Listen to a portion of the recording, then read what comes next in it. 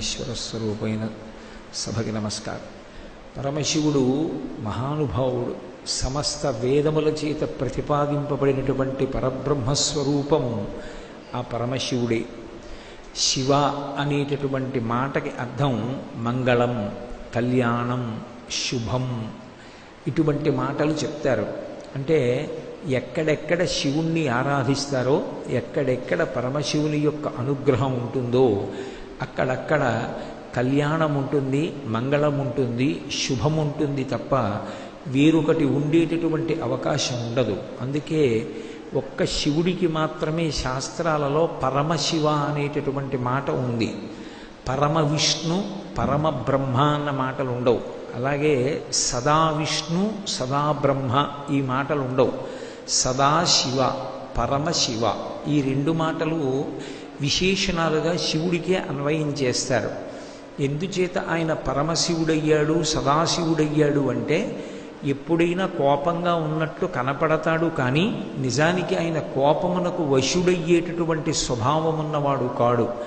మరి ఎందుకు క్రోధం తెచ్చిపెట్టుకున్నట్టుగా ప్రవర్తించడం అంటే లోకాన్నంతటినీ ధర్మ మార్గంలో ప్రవర్తింపచేయడం కోసమని. లోకంలో ప్రజలు ధర్మ మార్గాన్ని విడిచిపెట్టి అధర్మాన్ని పట్టుకున్నప్పుడు వాళ్ళు ఆ అధర్మ మార్గంలో వెళ్ళి చెడిపోకుండా ఉండేటట్లుగా చెయ్యడం కోసం తాను కోపాన్ని నటించి మళ్ళీ ప్రజల్ని ధర్మ మార్గం వైపుకి తిప్పుతూ ఉంటాడు. అందుకే దక్షయజ్ఞం లాంటి చెయ్యకూడనటువంటి యజ్ఞాలు చేసినప్పుడు క్రోధం తెచ్చుకున్నవాడిలా నటించి మళ్ళీ ప్రజలందరినీ సన్మార్గం వైపుకి, ధర్మపథం వైపుకి తిప్పుతూ ఉంటాడు. అందుకే ఆయన నందీశ్వరుణ్ణి ఆరోహించి వెడుతూ ఉంటాడు. నంది ఆయనకి వాహనము అన్న మాటకు అర్థం ఆయన ధర్మమును అధివసించి ఉంటాడు అని. ధర్మమునందు విశేషమైనటువంటి అనురక్తి కలిగినవాడు అని. అటువంటి పరమశివుడు విశేషమైనటువంటి కరుణాహృదయుడు. ఆయనకి కావలసింది కేవలం భక్తి ఒక్కటే. భక్తి అనేటటువంటి మాటని కొంచెం జాగ్రత్తగా అర్థం చేసుకోవాలి. భక్తి అనేటటువంటిది స్మరణల యొక్క సమాహార స్వరూపం. స్మరణ మనసుని ఆవహించి ఉంటుంది.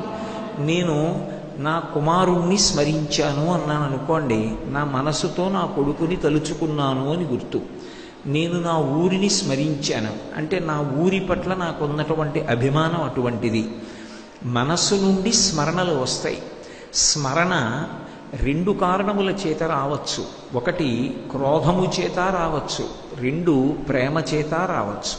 రెండిటి చేత వస్తుంది. అందుకే భక్తి యందు క్రోధంతో భగవంతుని పట్ల వైరం పెట్టుకుని తలుచుకునేటటువంటి వాళ్ళు ఉంటారు, భగవంతుని పట్ల భక్తితో తలుచుకునేటటువంటి వాళ్ళు ఉంటారు.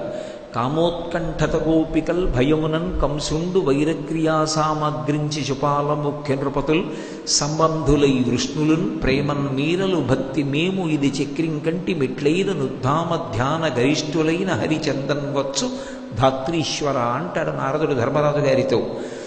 భగవంతుడి పట్ల ఏ భావన మనం ఉంచుకున్నప్పటికీ కూడా ఆ భావన ఉద్ధరణ హేతువే అవుతుంది. కానీ క్రోధంతో, కక్షతోటి, పగతోటి భగవంతుణ్ణి స్మరించడం మంచి పద్ధతి కాదు. ఎందుచేత అంటే బ్రతికున్న నాళ్ళు చచ్చినట్టు బ్రతికి చచ్చిన తరువాత అమ్మయ్య అని విడుదలైపోతాడు.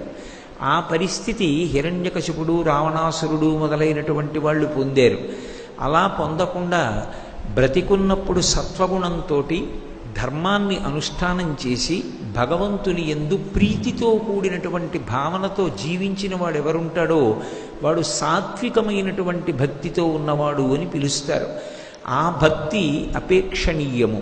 ఎవరైనా సరే అటువంటి భక్తినే కోరుకోవలసి ఉంటుంది. అటువంటి భక్తితో భగవంతుణ్ణి స్మరించడమే అసలు యథార్థమునకు భక్తి అని పేరు. పదార్థమును తీసుకొచ్చి ఇవ్వడం ఎందుకు అంటే ఆ భక్తి లోపల పట్టకపోతే, ఆ భక్తి ఏదో ఒక కర్మగా చెయ్యకపోతే అది తీరలేదనుకోండి, అలా తీరడానికి చేసేటటువంటి కర్మానుష్ఠానానికి పూజ అని పేరు. నాకు నా కొడుకంటే విపరీతమైనటువంటి ప్రేమ అనుకోండి, ఓసారి నా కొడుకు రెండు చేతులు పట్టుకుంటాను గట్టిగా, నా కొడుకుని కౌగిలించుకుంటాను, వాడికి ఓ మామిడి పండు పెడతాను, వాడికి ఓ కొత్త బట్టల జత కొనిస్తాను, వాడు సుఖంగా ఉంటే చూసి నేను సంతోషిస్తాను. అలాగే లోపల భగవంతుని పట్ల ఉన్నటువంటి ప్రేమ పట్టక పొంగి బయటికి వచ్చి కర్మానుష్ఠానమైనటువంటి రూపాన్ని పొంది ఉపచారములుగా పర్యవసానమైతే దానికి భక్తి అని పేరు. అటువంటి భక్తి యందు పూర్వాంగంలో మనసు ఆర్ద్రతతో కూడినదై ఉంటుంది. ఆర్ద్రత అంటే తడిసి మెత్తగా ఉండడం. ఎప్పుడూ అంతటా భగవంతుణ్ణి చూస్తున్న కారణం చేత భగవంతుని చేత పొందినటువంటి ఉపకారములను స్మరించి వాని యందు నిరతిశయమైనటువంటి ప్రీతిని పొంది ఉన్న కారణం చేత భగవంతుడు సంతోషిస్తాడు తప్ప యథార్థమునకు ఏదో ఒక పదార్థాన్ని తీసుకెళ్ళి ఆయనకి ఇచ్చినంత మాత్రాన ఆయన సంతోషించడు. ఎందుకు సంతోషించడు అంటే ఒకటే కారణం, ఆ పదార్థం కొత్తగా మనం తీసుకొచ్చి ఇచ్చింది కాదు, అది పరమేశ్వరుని యొక్క సృష్టిలోంచే వచ్చింది.